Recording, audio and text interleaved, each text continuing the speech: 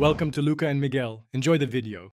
Start by inspecting the disc on a flat surface and rotate it to spot rim gaps, dome changes, or a bent flight plate. Check the plastic type. Flexible DX or R Pro will soften faster than Champion or metal-infused runs.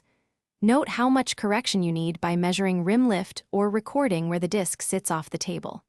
Photograph or mark the high spot so you can monitor progress. Understanding the degree of warp and plastic tolerance determines whether you use controlled hot water or oven heat methods.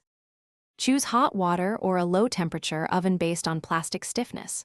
For flexible plastics, submerge the disc in hot water at about 160 degrees F, 71 degrees C, for 3 to 5 minutes until pliable. Use a kitchen thermometer to confirm temperature. For stiffer Champion-style discs, preheat an oven to 170 degrees F, 77 degrees C, and place the disc on a rack for 3 to 5 minutes. Watching closely. Never use boiling water or oven settings above 200 degrees F because higher heat can melt edges, distort flight plate profile, or release fumes. Once the disc is pliable, reshape it by hand or by forming it over a bowl, using even pressure to restore rim symmetry. Use clamps, binder clips, or a weighted flat plate and let the disc cool under pressure for 10 to 20 minutes so the plastic sets.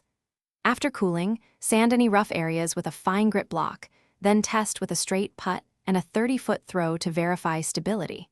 If further correction is needed, repeat gentle reheating, limiting to 2 to 3 cycles to avoid weakening the plastic. Thanks for watching and please subscribe. It's the best investment you'll ever make.